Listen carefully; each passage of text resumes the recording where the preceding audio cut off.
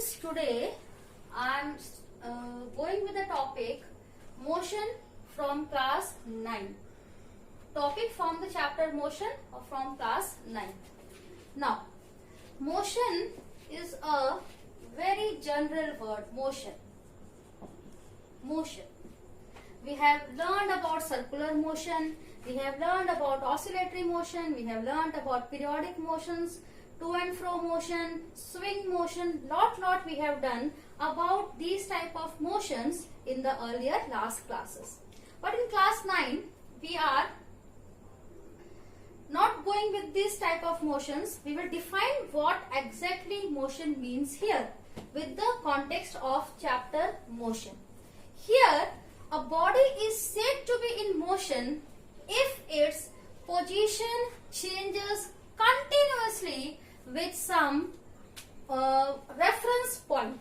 So, how we can define a body in motion? A body is said to be in motion. A body is said to be in motion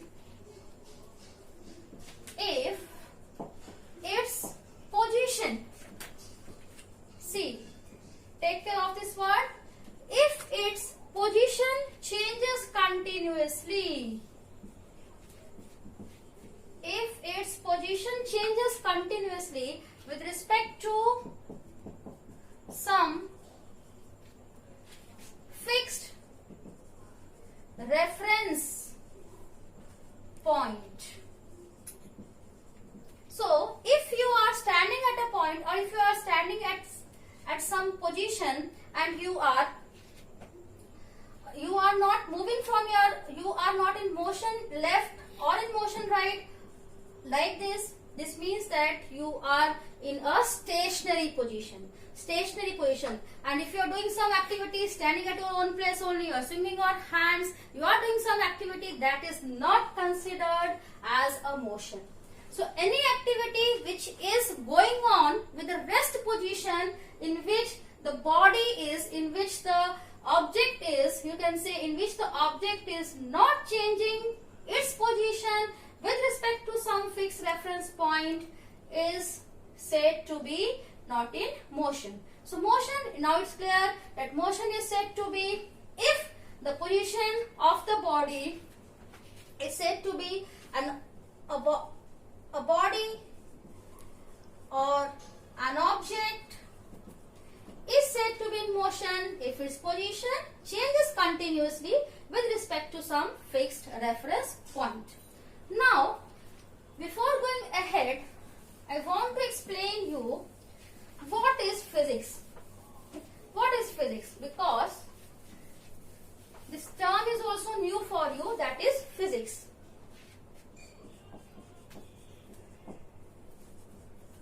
Physics is something, a subject that is related to nature.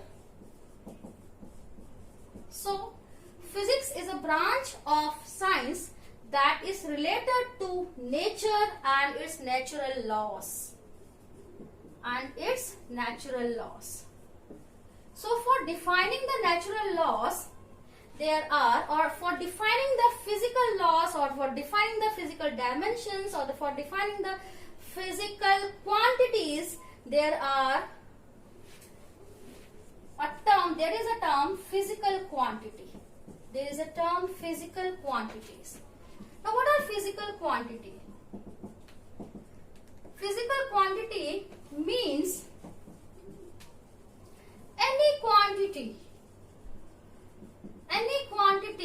which can be measured, which is not abstract. Your emotions, your feelings, your happiness, your exertion, these all are not measured by any instrument. They are not having any defined units. So we can't say your pain, your sorrow, these all are not physical quantities because they are not having any fixed parameters of units and they are not having an instrument with the help of which they can be measured. So it's very clear now, physical quantities are not abstract quantities. Physical quantities are those quantities which can be, means any quantity which can be measured which can be measured by an instrument and describes physical laws and relations. So there are in basic 7 physical quantities: mass, length, time, temperature, amount of substance. Fundamental I am saying here, the fundamental physical quantities, there are 7: mass, length, time, temperature, amount of substance, luminous intensity and electric current. But we are not bothered here in class 9 to learn all these physical quantities. I am just describing you now that how the physical quantities are categorized and how are they written as.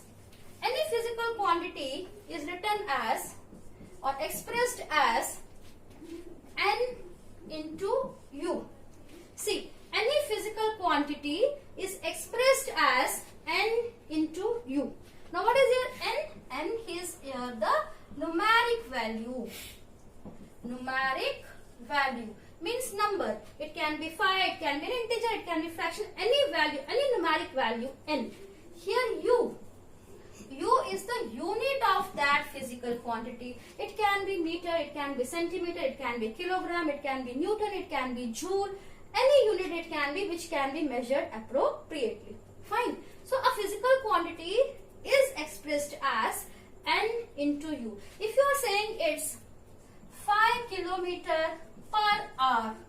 So 5 is here the numeric value and kilometer per hour here is a unit of this. So it is expressed as numeric value and unit.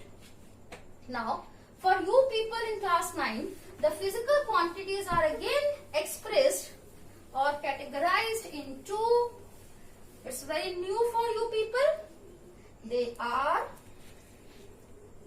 scalars. Again I am saying they are scalars and vectors. Now these two terms are new for you people, scalars and vectors. Now what are scalars? We will go with the word scalar, with the term scalars. Scalars are those physical quantities which can be expressed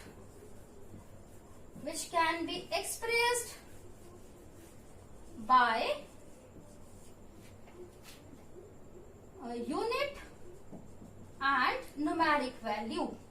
So if I have to express a scalar, for example mass, for example distance. So mass. Now what is the unit of mass? Mass I can write a mass of 10 kg. So 10 is here the numeric value, kg is unit. So 10 kg is a scalar quantity. Distance 5 kilometer.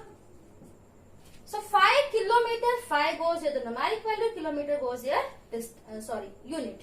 Now what are vectors? What is the difference between scalars and vectors? Vectors are the physical quantities which can be expressed by unit, numeric and with directions. So here a new concept is there. So physical quantities can be expressed or not. They are expressed as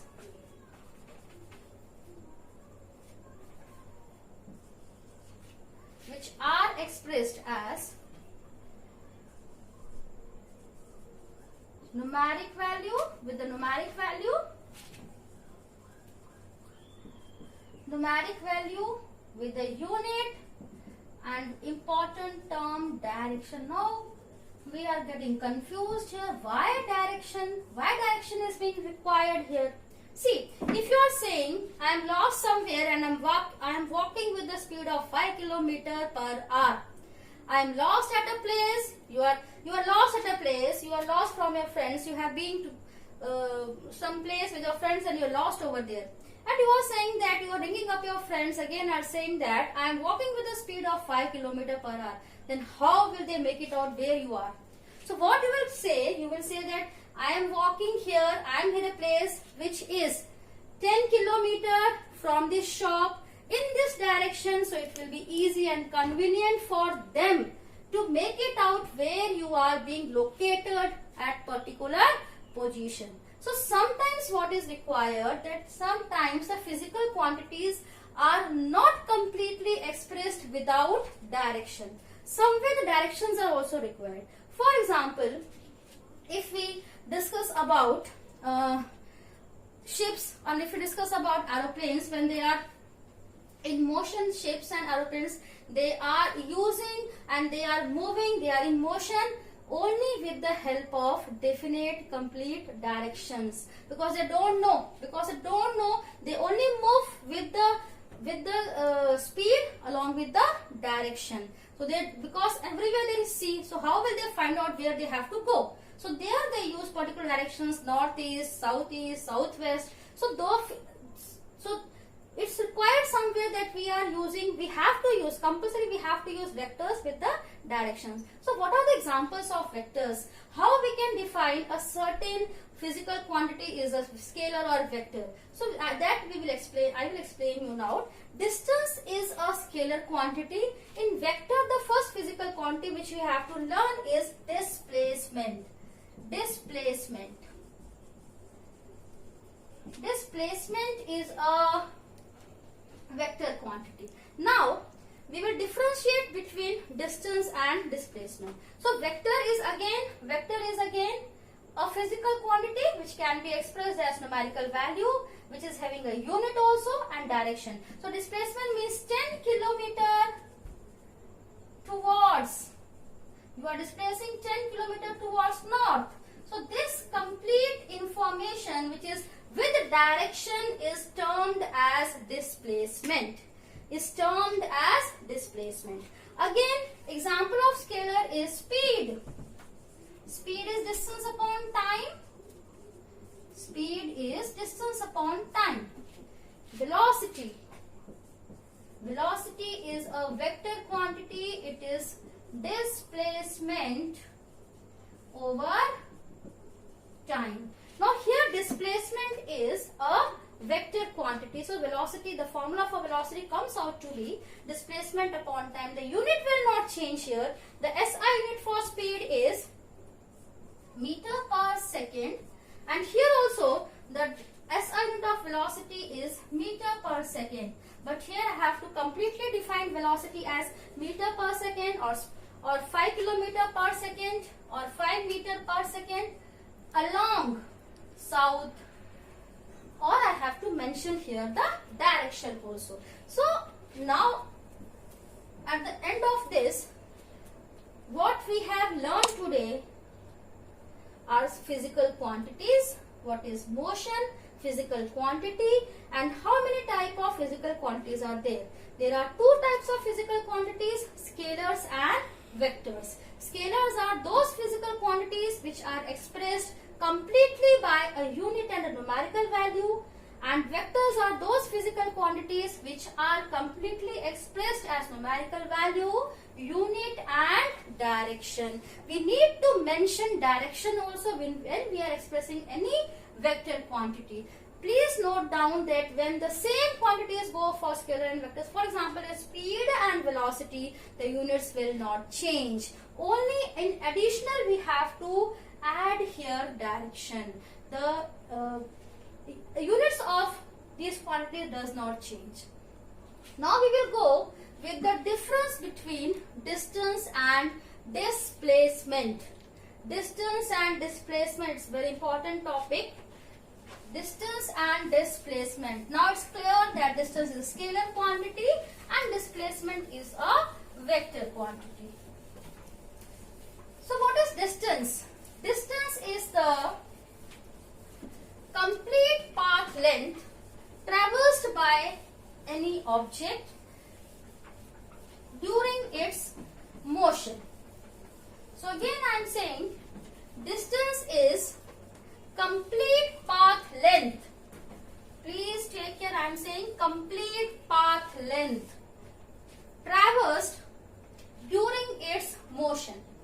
So next we are doing distance, difference between distance and displacement. So first, distance and displacement, the first difference is it's a scalar quantity. Displacement is a vector quantity. Now how they are vector? Because it is defined with the help of direction. Scalar. Second difference is, what is the distance? Distance is the total path length. Total path length traversed by a body or an object. Please don't get confused here with the word body. Body does not mean here human body. It's anything that can move. So it's a total path length traversed by a body or an object during its motion. During its motion. Now displacement is the, see, now what is the difference between the definition of distance and displacement? Displacement is the shortest path between. It is the shortest path. Shortcut. We are more interested in shortcuts, na? So displacement is the shortest path between initial and final position. Initial and final position. So if you have started from one point and if you are coming to other point, then the shortest path between that two particular points will describe displacement. But distance is the actual path length, or the total path length is the actual path length traversed. Now, for example, I will give an example to explain this topic. Suppose this is a position A. You people start from your home to school in the morning. Your home to school is having a distance, or your between home and school, the distance which you are traveling is 10 kilometers. Fine. So the distance between home and school is 10 kilometers. So what you are doing on a regular routine, you are starting from your home. So the initial position is home. Initially you have started from your home. Then when you are at school, this is your final position. Then afternoon, when you are going back from school to home, your final, this will be initial and this will be your final position. Fine. So the total distance which you have, covered between your home and school for one day of your traveling, it will be 10 kilometer from A to B plus 10 kilometer from B to A. So I have written here total distance covered between home to school will be 10 kilometer from A to B and 10 kilometer from B to A. So how much is the total distance covered by you people in one day? It is 20 kilometer. So what we have written, that distance is the total path length. Whatever path you have covered, how much that is the distance. Total path length which you have covered during your motion, that is your distance. Now I will describe you. I will help with the same example. I will find out here how we can find out the displacement. So my initial position was home. I have started, or you people have started from home. Then you come to school. Then again you are at home. It means that for the concept of displacement, again I will start with, if you start from home, you are coming to your school, and finally where you are going? Finally you are back at your home. So displacement at the end of the day for you people will be, your displacement at the end will be from home to school and school to home. Now see, Here displacement is a vector quantity, so I have to mention the directions also. Now for direction we will use here simple number line format. We are aware with that this distance, this is positive, and if you will go like this, it's negative. Here you will go, it's positive, here you are going as negative. This is a positive number line, this is negative, here it is x-axis positive, here it is negative. So same we will also use the same concept over here. If I am going from, it's my sign conventions here which we are using now, you can change it accordingly as you want, because it's not anywhere mentioned that from A to B you have to use positive sign convention, or from B to A is compulsory to use negative sign convention. But as it is in our practice that when we are going from left to right, we use positive sign convention. When we are going from right to left, we are using negative sign convention. So that only I am using over here. So from going from A to B, from motion, when my motion is from A to B, I am using here positive sign convention. So it will be from A to B, that is 10 kilometer, A to B plus 10 kilometer B to A. But here from A to B 10 kilometer, I will consider it as positive distance. 10 kilometer from B to A. So this I will consider as positive 10 kilometer. This I will consider as negative 10 kilometer, because I am supposed to compulsory use here direction, as we are here going with a vector quantity. We are here dealing with a vector quantity. So 10 kilometer A to B will be positive 10 kilometer plus 10 kilometer from B to A will be negative 10 kilometer. So here it will be 10 minus 10 means 0. Oh, what is this? That if you are coming to school and going back to your home, the displacement for you for that particular day is 0. Now what is this concept here?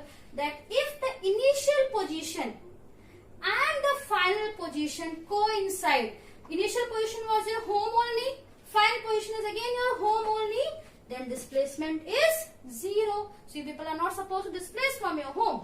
So displacement, the answer of displacement, the numeric value of displacement here is completely different from which we have done as distance. So third difference we can write for distance is always positive. The value of distance does not comes out to be negative or 0. Distance is always positive as it is actual path length covered by your body.